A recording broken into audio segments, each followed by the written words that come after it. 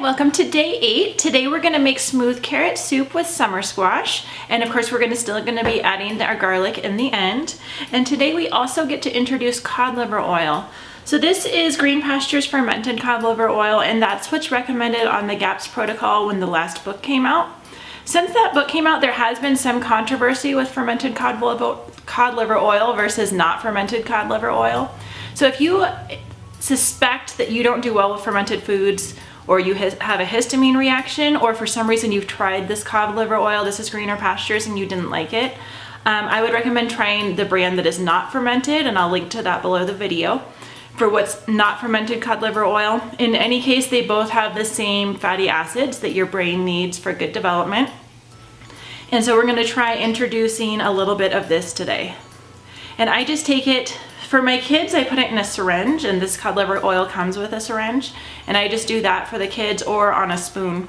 And one thing, if you're doing this with little kids and they're likely to spit, you want them to spit on something you don't have to wash. So use a paper towel, even if you don't normally use paper towels. If this stuff goes through the wash, either this or the Red Boat fish sauce or the other cod liver oil, it will make your entire load of laundry smell like fish. And so I just wanted to warn you about that, because if you can guess, I've had personal experience where I had an entire load of laundry. My readers have told me that they ended up throwing out laundry because it smelled like fish. Personally, I just went ahead and kept washing it and washing it and washing it, and we just smelled a little fishy for a couple weeks. So anyways, if you need to clean this cod liver oil up, make sure that you use something that you can just throw away and nothing that you're going to toss in the wash. So let's get started with our soup now. So we have our summer squash and carrot soup. What we're gonna do is scrub our carrots, wash our summer squash, and then if you're having digestive trouble, if stuff's moving through you too fast, you're going to want to go ahead and peel both your summer squash and your carrots. And then we're just going to boil our carrots with some sea salt and our summer squash. You can use as much as you'd like. It'll depend on your appetite and whether you'd like to have leftovers tomorrow or not. So I'm just making a small batch here just to show you kind of what we're doing. You can use as much or as little as you would like today. So we're gonna chop all these vegetables into here, and then we are going to simmer it for an hour until it's very, very, very soft. Puree it with an immersion blender, and then add our crushed garlic right before serving, and enjoy that buttery, yellow, orange, golden soup. And the summer squash is just, it's almost creamy once you puree it. It's really delicious.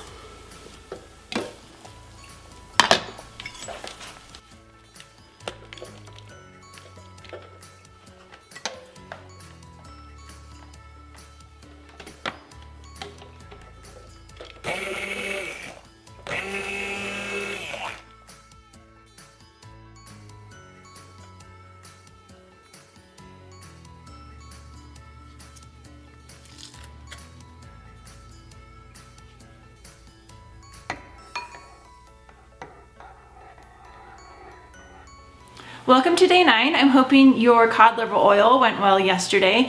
If you don't buy cod liver oil, if it's something that's too hard for your family to buy, or you're just you're not having the stomach to consume it right now, just go ahead and try to make more fish stock. And there's fish stock recipes in the book.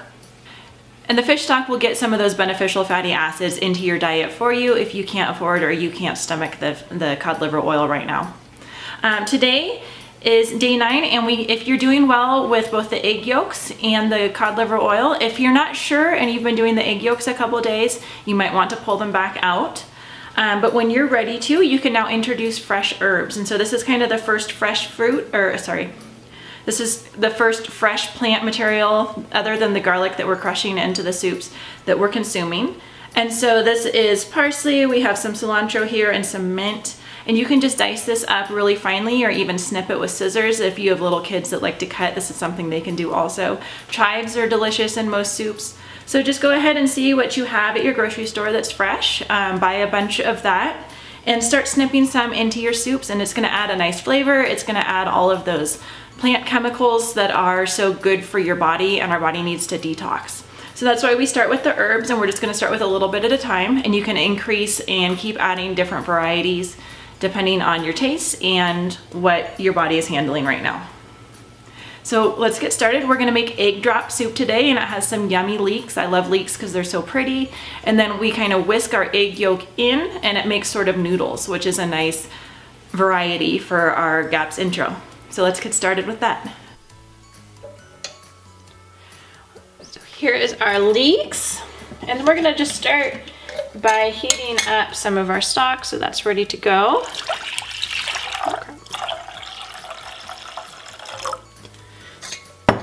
So we're gonna bring that up to a simmer. And then I've already rinsed these leeks off. If they're super dirty, and we just want to use the white all the way up to the light green part, just like green onions. You can use the ends in stock if you want. I usually just compost them because they're pretty dirty. There's just lots of dirt in leeks usually. So take a look into your leeks. I see some dirt here, there's some blemishes. You might want to just go ahead and peel off the whole outer layer. If there's a lot of dirt, what you can do is cut down the center. Then you can kind of fan out your leek. And if there's dirt in here, just like right there, then you can go ahead and wash right down the center. So I'm just gonna take off these blemished ones and rinse the others.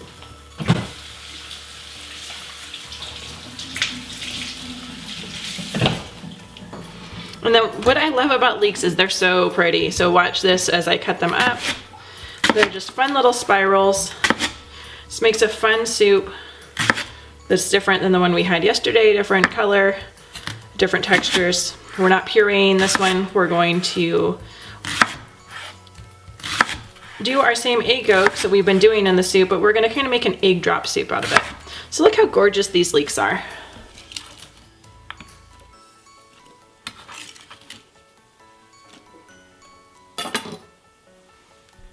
Here we are at day 10, and today I'm going to show you how to make crispy walnuts, and this is something that we're going to be using in stage 3 tomorrow.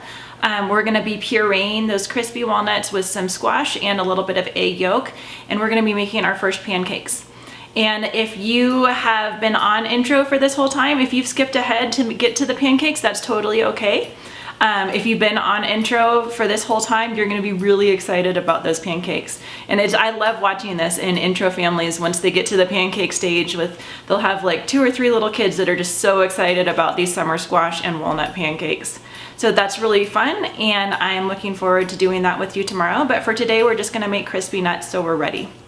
And we're also going to continue with our egg yolk. We're gonna continue with our fresh herbs, and we're going to introduce nuts tomorrow. If you're feeling good on stage 2 with the herbs and the egg yolk, but you feel like you need some more time, you can go ahead and give a few more days onto stage 2. But if you feel like if you haven't done nuts before, or if you've had a previous nut allergy, that's something else I'd like to mention, is that if you've had an anaphylactic allergy to nuts, including walnuts or any kind of nuts, I would not try to reintroduce them after the GAPS diet. I know I have healed food allergies, but they were never anaphylactic, and I've seen food allergies heal, but they were never something that had the airway closed. So if your allergy is more like a more mild reaction, and it's something that wouldn't be life-threatening if you triggered that reaction, and you've previously had that to nuts, then you might want to consider doing the nuts. If not, if it's been an anaphylactic reaction, then I wouldn't reintroduce them at all. So we're gonna make crispy walnuts, and then tomorrow we're moving on to stage 3. Crispy walnuts are something that is really delicious. It takes the bitterness out of the walnut. So what you do is you fill a bowl halfway full with walnuts.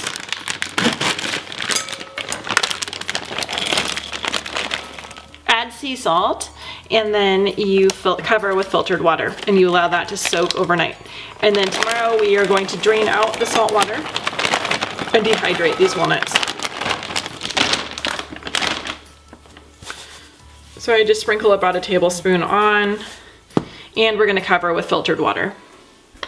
So these will swell up as they soak overnight. This deactivates some of the anti-nutrients in the nuts, takes the bitterness out, and makes them more easy to digest. And I just use filtered water. I use the Berkey water filtration system.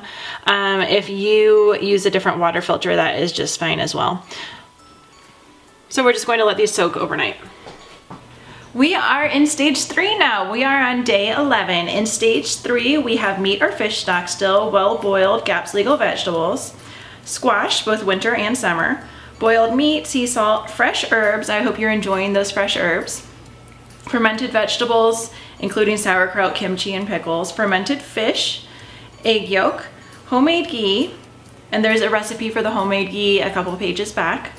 Stews and casseroles made with meat and vegetables, ripe avocado mashed into soup starting at 1 to 3 teaspoons a day. Pancakes with nut butter, squash, and eggs fried in fat or ghee, start with 1 a day. And scrambled eggs, including the white, made with ghee. And served with olive avocado if tolerated. So you can see there's a lot to introduce in stage 3. If you have a hard time reintroducing food, stage 3 might take you longer to get through. In the book, we walk through introducing one thing at a time. If it's something you've previously had trouble with, I would recommend waiting, trying it for 3 days before you introduce something new. So that way you can tell if it's a go or a no-go, just so that you don't have to go backwards too often and try reintroducing foods again if you're not sure which one is actually causing the reaction. So we're on day 11 and we're going to make our summer squash and our walnut pancakes using frying in some tallow, and we are going to use the egg yolk, not the white yet. So today is our introduction of those crispy walnuts that we made yesterday. Today we get to make pancakes, and we're also, in these pancakes, we are testing our tolerance to egg white. So we're gonna start with just a little bit of egg white and see how you do with it. A lot of people that don't feel like they were allergic to eggs actually figure out that they were. So the first thing we do is cut up our summer squash right into the blender. This is a Vitamix, which I love. It's a really high-powered blender, but the less expensive blenders will do just fine for this recipe. Then we're gonna put 2 eggs in. And I need that shell out. These are nice farm fresh eggs. Go ahead and use that if you have them. We're gonna blend this up, then fry it in some tallow.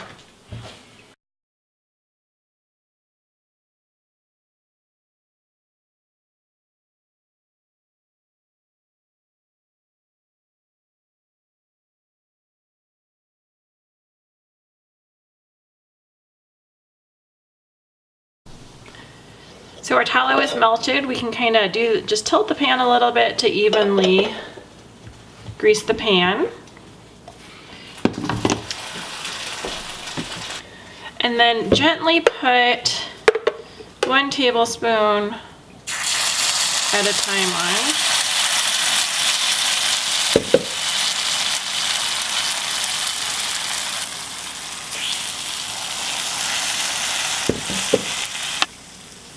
And you can see the bubbles starting to form.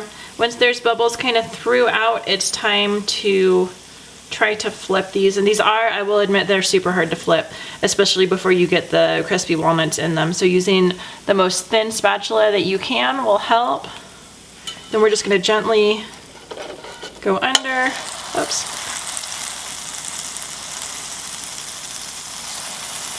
Flip that over. Does that not look delicious? Using a heat source. My heat source isn't great here because I need to video it for you, so I can't do it on my phone, on my stove.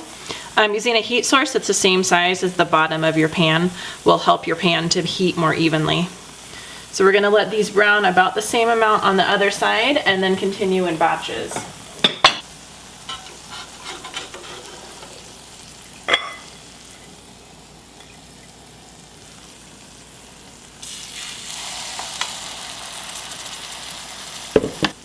If they're cooking, if they're browning too much before they cook through, if they're too hard to cook, you're either trying to use too thick of a spatula or your heat is too high and it's browning and it's still too wet everywhere else, and so it's going to tear while you cook it. So trying to lower your heat a little bit can help.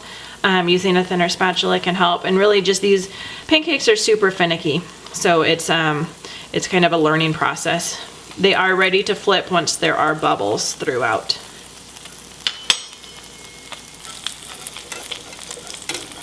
So gently slide your spatula and flip. That'll be fine. But you've got that nice golden brown on there. So today, after we had our pancakes yesterday, these are a little bit easier to flip, just that nuts add some bulk. We're gonna check our tolerance with our crispy nuts that we made a couple days ago.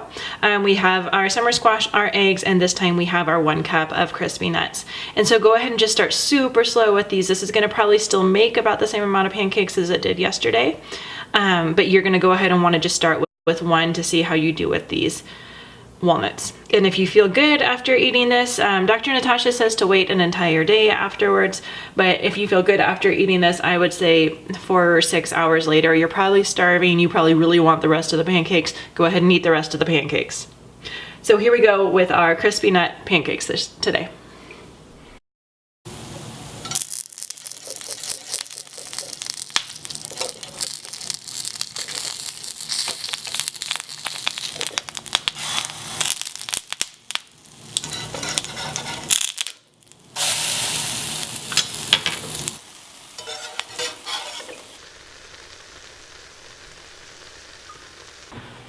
Here we are at day 13. So today we're going to introduce avocado. And to do our avocado, what we want to do is we want to break up any fibers that are in this. So we want it to be a really thin puree so our body can digest it easier. If it's more in chunks, it sometimes will pass through your digestive system without your body having a chance to digest it. So we're going to puree this avocado really well, and we can add some stock into it to make it more like a sauce. And then we're going to start putting our avocado, when we put our crushed garlic on our soups at the end while we serve them, we're going to go ahead and put some of that avocado puree as well. So we've been doing the fresh herbs. If you're doing well with the herbs, it's likely that you could possibly do well with the avocado as well. But the avocados and the fresh herbs, because they haven't been cooked, do have different they do have different enzymes in them. So some bodies have a reaction to those enzymes and almost like a healing crisis sort of thing. If it makes you feel bad to eat anything fresh and you're still doing well with everything boiled, you can try adding the avocado and cooking it a little bit just until it gets up to where it's too hot. If it's too hot to touch, you've killed the enzymes. So you can just add it to your soup at the last few minutes of cooking to get those additional fats and those additional nutrients in there. Or you can just go ahead and wait a few days, whatever you feel comfortable with. You can continue with your walnut pancakes, and if you've tolerated your egg whites well from before, then you can just keep moving ahead to this avocado. And for day 13, we also make the leek soup. So we're gonna go ahead and do that right now. We're on day 14, and like I said, in stage 3, we do introduce a lot of food, so a lot of people do get stuck waiting those 3 days between foods on stage 3. So if you're not doing this on day 14, I totally understand. It's totally normal. Some of you might have skipped some of the first and the second stages, and so around day 14 is when you do land right where we are right here. So in that case, just go more by what you're tolerating and what you're ready to move ahead. The days are just suggestions, and it's just kind of, I put it in a 30-day period because that's something that works well for people, as they will commit to 30 days going through these foods. And so if you're doing that, you're not giving those 3 days between introductions of foods, and it just depends on your body system and whether you need those days to introduce foods, or if you're ready to go one right after another, if you're tolerating them all really well. So today we are doing casseroles. This is our first time not having the meat and vegetables that have been boiled, but instead we get to bake that in the oven, which is quite exciting. We still bake it covered, so it doesn't get a ton of crispy meat or vegetables on it that are harder to digest. So it's baked covered, but we do get the whole casserole feeling, which is a nice change of pace. You still want to be including your fresh garlic with soups. You want to still be including broth with every meal. You want to be including your cod liver oil if you're tolerating that well, your fresh herbs on anything, which is great for detoxification now. And keep doing your detox baths, which are listed in your book, to remind you which bath you're supposed to be doing to help your body detox every day. So here we go, get started with our taco salad casserole. We are on day 15 now, and we're gonna introduce fresh ginger. So we already were doing the green leafy herbs. Ginger is another herb, it's a root. It's not a starchy root, so we are allowed to have it on gaps. And I'm gonna show you how to peel this really easily with a spoon and then just slice it into sort of ginger coins. Simmer it, and it's a delicious, spicy, but mildly sweet tea. And so you can start drinking this instead of only drinking your stock. And it's just a really nice drink. It's something that we've kept even after we were off intro. It's something that we enjoy, especially when it's like cold and flu season and you have like a little runny nose or you have sort of a sore throat. It's a really soothing tea and it's something that we all enjoy. Plus it has all those anti-inflammatory properties of ginger. So ginger is a really fun thing to buy. It just looks super cool. It's at almost every grocery store now. It'll look expensive per pound, but it's very light. So this ginger probably costs $1 or so. So go ahead and get some fresh ginger and we're gonna make some ginger tea today. Hi, welcome to stage 4. You're getting up there. We're getting some more normal foods. We're making our little pancakes. We're making our casseroles. We're having our fresh avocado, if that's tolerated, which is almost like having guacamole. And so in stage 4, we get to introduce fresh pressed or cold pressed olive oil. And this is from the Fresh Pressed Olive Oil Club. This is where I get my olive oil. It's just a really good quality olive oil. I try to add it to soups. It's kind of that raw oil, because so many oils and fats we cook with, and this just has all of the raw properties in with it also. And it's just a little bit of a different fatty acid profile than the tallow and the lard and the cod liver oil and all the other fats that we get. I mean, you all know that fats are so important for our brain, our skin, our cells, everything in our body.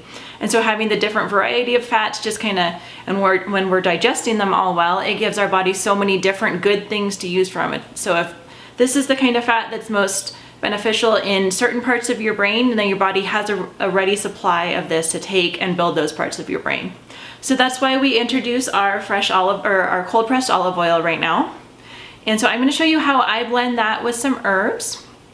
And then later on in stage 4, we also get to start juicing carrots, and I'm going to show you how to juice carrots later on in stage 4 as well. And that carrot juice is so sweet. It's something my kids love. They love doing the whole juicing process once they're old enough to help with that. So it's something that a lot of people enjoy, and it's just a really easy to digest way to get that nutrition right into your body. So the first thing I'm going to show you how to do is make olive oil blended with herbs, which is really good on top of soups. So here we go.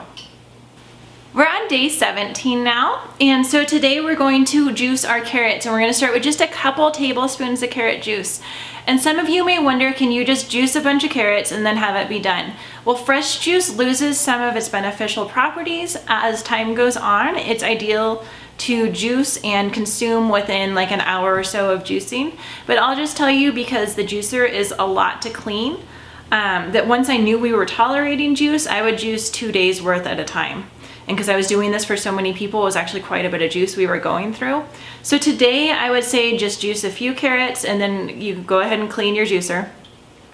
If you do well with this tablespoon, then keep increasing your amount of juice. And if you keep doing well, then juice as often as you'd like. And if it has to be once every 3 or 4 days, and you just keep it in the fridge, you'll just shake it up a little bit. It'll separate out in the fridge a little bit, but just shake it up before you consume it. And I think it's still better than not juicing at all. And if it's stressful for you, like it was for me, to have to clean that juicer every day, then it's something you don't have to worry about. But if possible, go ahead and try to juice freshly, or if you have a juice bar nearby, this is a nice social activity you could do. And so you can go to that fresh juice bar and just request what you're tolerating right then. And sometimes they'll even just give you little shot glasses full of juice if you don't need to buy a whole cup full of the fresh pressed juice. So I'm going to show you how to juice carrots today. Here we are, day 18. We get to introduce almond flour. So almond flour is different from the pureed walnuts that we were using, because before we pureed the walnuts, we soaked and dehydrated them, which makes them easier to digest. Almond flour is not soaked. You can make it yourself if you want to make it from almonds that you follow the same process of soaking and then dehydrating. Some people have good luck making almond flour in the Vitamix. But today we are going to, in case you don't want to make it yourself, just use packaged almond flour. I found this at Costco. You can find it kind of around lots of places right now. Blue Diamond and Honeyville both have the same consistency, so it's a little bit more fine almond flour. But any kind of almond flour should be fine for these muffins, and then we get muffins, and that's just so exciting. So I hope you'll enjoy these, and here we go making our muffins today. I also want to make sure you saw the directions for soaking your liver. So tomorrow we introduce liver, but we want to soak it overnight in water and a little bit of lemon juice, and that helps pull out all of the blood so it's a little bit more mild tasting. So I hope you saw those directions for today. If liver is intimidating to you, just go ahead and watch tomorrow's video and we're going to talk about liver. Today we get to introduce liver. I know a lot of you are probably going to be skeptical and thinking this is not cool, but I just want to tell you, you might quickly become addicted. So I love liver. If I'm feeling run down or tired, I go ahead and cook up a liver like I just showed you in the last video, and I'm going to show you in a minute. Beef liver is, I believe, highest in iron. They're all really high in B vitamins, and a lot of people that are kind of GAPS people, a lot of us have the MTHFR gene mutation. So if you have that gene mutation, you have probably not been processing your B vitamins very well, because a lot of the B vitamins that are in fortified stuff are not the kind that we process. And so you might feel like you're deficient in Bs, but you might not, or if you've been on hormonal birth control, that also depletes your B vitamins. So you might feel like you're deficient in Bs once you start getting that liver and getting that boost of really easily absorbable iron, all the protein, all of the B vitamins. There's a bunch of other great stuff in liver. There's a reason why your grandparents had it once a week or once a month. Liver and onions it's good for you. And once you get past the taste, and here we put it in, we use fresh herbs on top to kind of distract from the taste. We mix it in with some ground beef and we put it in tomatoes to stuff them, which is just a fun way to eat your liver. Once you start, I have a feeling you're really going to like including this superpower food in your diet. So here we get started with our ground beef and liver stuffed tomatoes. Here we are on day 20. You're 2/3 of the way there if you've committed to doing this for 30 days. And today we're just gonna add a little bit of mint to our carrot juice. So hopefully you're tolerating the carrot juice well. And if you are, the mint will just add a new little flavor, and it's going to be delicious. So we're gonna add some mint to our carrot juice today. Stage 5, second to last stage. You're on day 21, which is stage 5. And in this stage, we're going to introduce raw vegetables. And if they aren't super soft, we're gonna go ahead and peel them. So like cucumbers, we're gonna wanna peel. Carrots, we can peel. Squash, we can peel. Or if it's like butter lettuce that is really soft and easy to chew, just go ahead and make sure you're chewing your raw vegetables really well once we introduce them, and see how you tolerate those. We're also going to be introducing honey. So a great way to get your honey, let me show you, is to add raw honey to your ginger tea. So that ginger tea that we made a few days back, just keep peeling your ginger with your spoon, slicing it into coins, simmering, and then you can start adding some honey here. For day 21, we're going to introduce English cucumber that we have peeled and sliced thinly, and butter lettuce. So we want to make sure we're chewing that really well, but I'm going to show you how to make a simple little GAPS intro stage 5 salad. Day 22 now. We're gonna make meatballs today. So that's something that we were making, the patties that had the vegetables incorporated in them, and we've been having those for the whole, pretty much the whole time we've been on intro. So day 22, and since we can bake our meats now, we can go ahead and just make meatballs, probably how you used to make them. We're obviously not using the breadcrumbs, so I'm gonna show you how I shred vegetables to put in them. And then we can go ahead and just bake them. And so this is a nice, easy way. If you don't have time to make soup, you can just plop some of these meatballs, even if they're cold from the fridge, you can plop them in a thermos, boil some of your chicken stock, pour that over, and you've got a meal to go. So here's how we make our meatballs. Day 23, today we're gonna make baked salmon, and we just bake it right on the serving platter. It's so easy. If you have company, this is a great time to invite them over. It looks really impressive. We season this with dill, thyme, pepper, salt, and we have our olive oil that we're allowed to have on intro now because we've just introduced it. And so we use that in our salmon as well. So here we go. Day 24, we are gonna start with applesauce. And this is something that's really, you've probably been missing fruit a lot, and this is something that's really great after you've been on intro, is you appreciate fruit so much more. So we're gonna start applesauce today and just start a few tablespoons at a time. Pretty much until now, most of you, depending on your body's kind of keto properties, when you go into ketosis for your individual body versus when you don't, probably you have been in ketosis for the first like if you haven't been doing the honey and you haven't been doing the fruit, you've been in ketosis so far on the GAPS intro. So introducing fruit, it is high in sugar. It can pull you out of ketosis, and this is something that a lot of people got stuck on. Honestly, my daughter got stuck where she couldn't have fruit for like over a year. We were just stuck on stage 5. We couldn't introduce fruit. Every time I introduced fruit for her, she'd have a hyperactive response. And finally, we ended up going to Eastern Medicine, and this is another video for another time.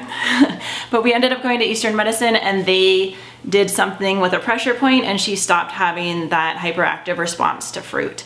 But fruit is something that, even if it's not this, sometimes it just, your gut needs more healing before you're ready to introduce fruit, because fruit will probably pull you out of ketosis once you start introducing it. Your body might be benefiting from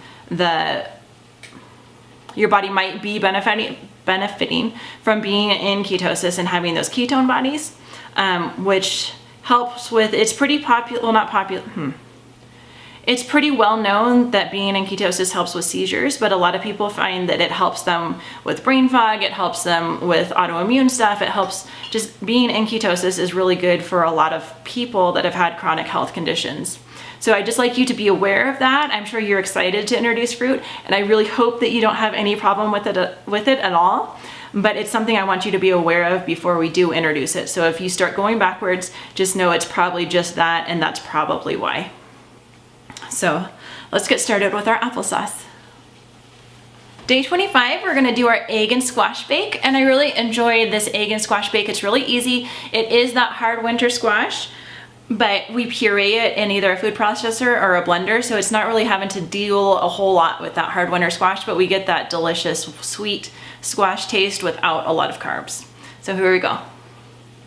I'm going to show you how to make chicken liver pate as well, and as I talked about when we were doing those beef stuffed tomatoes, the liver is so important to keep in your diet, and if the beef was a little bit too strong for you, it's likely that you'll like chicken liver. Chicken liver is actually the first food that I give my babies. Because it's high in that iron that they need, it's high in those B vitamins that they need, A and D, those fat soluble vitamins. So this is something that if you didn't like the beef liver, go ahead and still try the chicken liver. I think you'll like the chicken liver a lot better. We're in stage 6 now, so we're almost off intro. Today we're going to do an apple and cabbage salad. Day 27, we're in the last stage of intro, and today we're going to make our butternut squash and beef casserole. And this is a casserole that I enjoy. This is a casserole that I enjoy making in the winter months because it just uses those flavors of fall. And the beef and the butternut squash, when you season the beef well with salt and pepper, it really complements the sweeter butternut squash really well. And it's all in one dish, which is also very well appreciated here. So here we go. Day 28, we're making a fruit salad today just to really check to see how we're doing with introducing fruits. And like we talked about when we were introducing the applesauce, it can pull you out of ketosis depending on how much you eat. As you eat more, your body will stop being fat adapted. It'll stop using the fats to feed your brain, and it'll go back to using your carbohydrates to feed your brain and using your fats for other processes in your body. So that's just something to keep in mind. You are pulling yourself out of ketosis. For some individuals, it's a very low percentage, but it's common enough that I want to bring it to your attention. Some individuals just really benefit from being in ketosis long term. So today we're gonna make our fruit salad, and we're just gonna check for a reaction to that fruit. Today we're gonna bake honey mustard chicken. We're on day 29.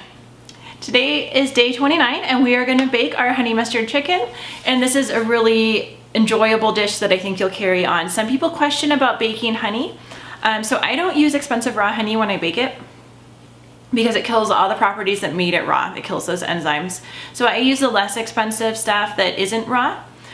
Some people claim that baking or cooking honey is always bad. I will link to an article that I wrote. So in a certain type of eating principle, you don't eat cooked honey because it produces AMA. But also you don't eat any pretty much cooked carbohydrates or coffee. So if you're not going to eat dates or plums or anything else that's been cooked that is a carbohydrate source, which also produces the same property that cooking honey produces. So for the most of us, unless we're following that specific dietary protocol, it is just fine to cook with honey. So here we go with our honey mustard baked chicken. Day 30, it's your last day of intro. I'm so proud of you for sticking with this for this whole time. Today I'm going to reward you by showing you how to make zucchini bread. And so we're gonna use our almond flour and just a little bit of shredded zucchini and make our zucchini bread muffins. They're still not really seasoned, they're not really dense, but they have the eggs and the zucchini and the almond flour that we're allowed to eat. And from here, we're gonna transition on to the GAPS diet.